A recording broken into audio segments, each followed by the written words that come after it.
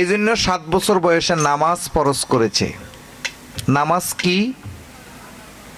নাম আজ, এখন থেকে, এই মুহূর্ত থেকে নাম আজ। আজ মানে এখন, বর্তমান, মুর্শিদের নামটা শুরু করা, এটাই নামাজ। সলাৎ শব্দের অর্থ হইল, এই সলাৎটাকে আমরা আমাদের দেশে নামাজ বলে প্রতিষ্ঠিত করে ফেলছে, আসলে ওইটা না। সলাৎ শব্দের অর্থ হলো সংযোগ স্থাপন করা, পরিবহন। সলা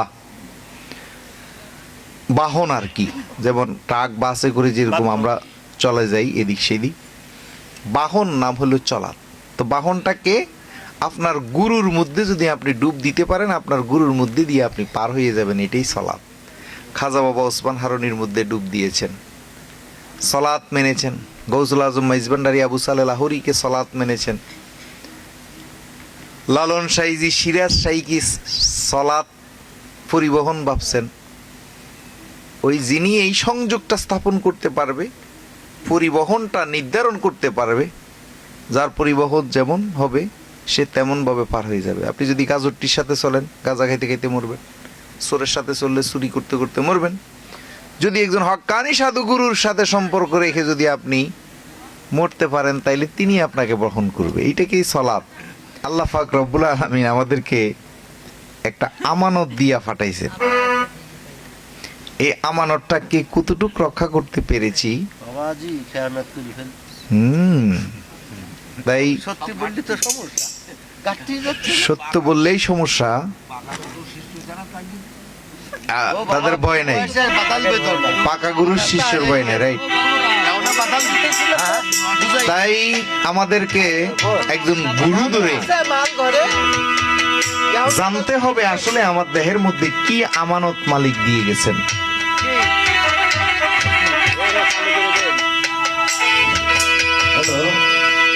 মানাই সদাগর, ও তুই একবার চিন্তা কর, গাটে আইসত কত পুঁজি লইয়া রে, গাটে আইসত কত পুঁজি লইয়া। যারা হারাই ফেলছি তারা তো হারাই ফেলছি। এই জন্য 7 বছর বয়সে নামাজ ফরজ করেছে। নামাজ কি? নাম আজ, এখন থেকে, এই মুহূর্ত থেকে নাম আজ। আজ মানে এখন, বর্তমান, মুর্শিদের নামটা শুরু করা, এটাই নামাজ। সলাৎ শব্দের অর্থ হইল, এই সলাৎটাকে আমরা আমাদের দেশে নামাজ বলে প্রতিষ্ঠিত করে ফেলছে, আসলে ওইটা না। সলাৎ শব্দের অর্থ হলো সংযোগ স্থাপন করা, পরিবহন। সলা বাহন আর কি, যেমন ট্রাক বাসে করে যেরকম আমরা চলে যাই এদিক সেদিক, বাহন নাম হলো চলাৎ। তো বাহনটাকে আপনার গুরুর মধ্যে যদি আপনি ডুব দিতে পারেন, আপনার গুরুর মধ্যে দিয়ে আপনি পার হয়ে যাবেন, এটাই সলাৎ। খাজা বাবা ওসমান হারুনির মধ্যে ডুব দিয়েছেন, সলাৎ মেনেছেন। গৌসুল আজম মাইজভান্ডারী আবু সালেহ লাহোরীকে সলাৎ মেনেছেন। লালন সাইজি সিরাজ সাইকি সলাৎ পরিবহন ভাবছেন। ওই যিনি এই সংযোগটা স্থাপন করতে পারবে, পরিবহনটা নির্ধারণ করতে পারবে, যার পরিবহন যেমন হবে সে তেমন ভাবে পার হয়ে যাবে। আপনি যদি গাজরটির সাথে চলেন, গাঁজা খাইতে খাইতে মরবেন। চোরের সাথে চললে চুরি করতে করতে মরবেন। যদি একজন হক্কানি সাধু গুরুর সাথে সম্পর্ক রেখে যদি আপনি মরতে পারেন, তাইলে তিনি আপনাকে বহন করবে, এইটাকেই সলাৎ। তাই এই সলার আমাদের দেশে দুধ কইয়া মদ বিক্রি করতেছে, কিছু করার নাই। তো তাই সঠিক গুরু থেকে আপনার জানতে হবে যে আপনার মধ্যে কোন জিনিসটা রক্ষা করলে আপনি আর মরলে ফসবেন না, কোন জিনিসটা আপনার দেহের মধ্যে আছে, যে জিনিসটাকে আপনি রক্ষা করতে পারলে আবাদুল আবাদ কিয়ামত পর্যন্ত আপনার এই দেহ আর মাটি স্পর্শ করবে না। আমাদের এই সুফি গুরুর লাইন যে সত্য, তার দলিল হলো যারা সঠিক গুরুর, ফাঁকা খেলোয়াড়, তাদেরকে মরার পরেও অক্ষত অবস্থায় কবরে পাওয়া যায়, তাদেরকে আর মাটিয়ে খায় না।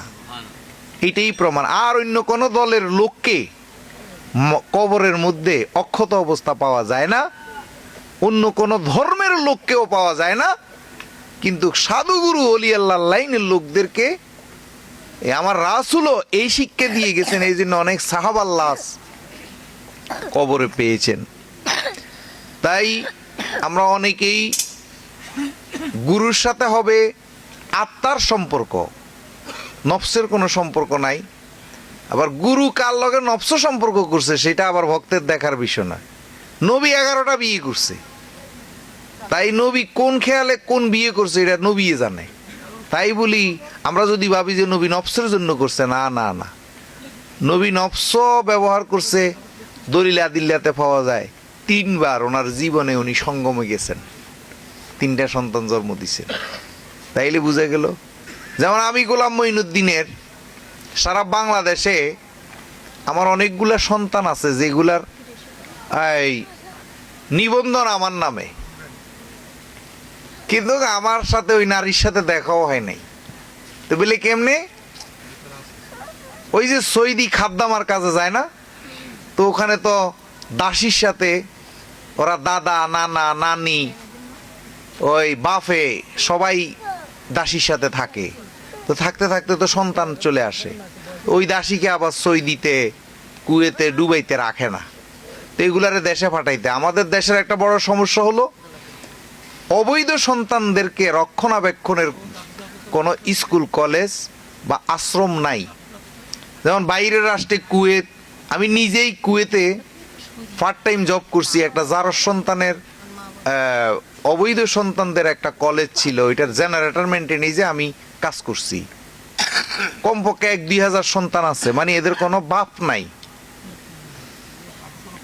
কিন্তু আমাদের দেশে এই আশ্রমটা নাই। তো কাস্টম একজন অফিসার আছে, তো এই মেয়েগুলাকে দেশে পাঠাই দেয়। ফাটাই দেওয়ার পরে এই বাচ্চার নাম বাবার নাম কার হবে? তো তখন ওই কাস্টম অফিসার শামসু সাহেব আমার খুব পরিচিত, তো সে কয় যে মহিউদ্দিন ভাই আপনার নাম তো দয়াল, এই ছেলেটার এই মেয়েটার বাবার নাম তো আর পরিচয় নেই, আপনার নামটা দিয়ে দিই। ওই দিয়ে দেন, বঙ্গবন্ধু যেরকম বীরঙ্গনাদের ফিতা হইছে, তো অসুবিধা কি? তো এইরকম আমার নামে জন্ম নিবন্ধন আছে না হইলেও সারা বাংলাদেশে 20-30টা হইব এরকম সন্তানের, কিন্তু মহিলার সাথে আমার দেখা হয় নাই। তো তাই বলি আমি মরার পরে যদি এটি ব্যক্তি আইয়া কয় যে গোলাম মঈনুদ্দিন 30টা বিয়ে করছে, এটাই ফরজ হইব। কি লেগে জন্ম নিবন্ধনে আমার নাম ফিতা সৈয়দ গোলাম মঈনুদ্দিন? তাই নবী যে 11 খান করছে, ইটা কোনটা কি লেগে করছে এইটার লিয়ে তোমরা গুইরো না, কোনটা দিয়ে কোনটা করছে। তাই কামেল গুরুদের নফসের বাঘ নফস দিয়ে এরা কার সাথে কি করছে এটা বক্তে দেখার বিষয় না। তুমি দেখছো ওই কামেল গুরু নারী লইয়া শুয়ে রইছে, ওই গুরুয়ে জানে আর নারীয়ে জানে এখানে কি হয়েছে। তুমি কিন্তু দেখছো মনে হয় দরজা বন্ধ করছে, তুমি যা করো সেও তা করছে। না না না, সাবধান। তাই যারা রক্ষা করে তারা আলাদা বস্তু, তারা প্রেমিক, বিশ্বপ্রেমিক হবে ওই প্রেমিক। তাই এই কি রক্ষা করলে দেহটা অটল থাকবে, এই দেহ থেকে আনন্দ কমবে না, ওইটা একজন ফাঁকা গুরু, ওই যে লোকটা কইছে ফাঁকা গুরু থেকে শিখতে হবে। এতদিন ফাঁকা আম ফাঁকা কাঁঠাল দেখছি, এখন ফাঁকা গুরু আছে। যাই হোক, তো কথা আর বাড়াইলাম না, কথা হইলো এটাই, কথা না সাজি চেপে যাও, আগুনে ফুটতে হবে।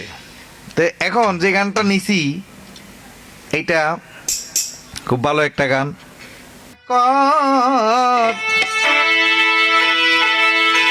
গাটে আইস কত পুঁজি লইয়া রে,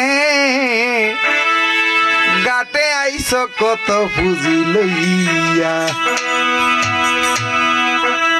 এখন মনে করেন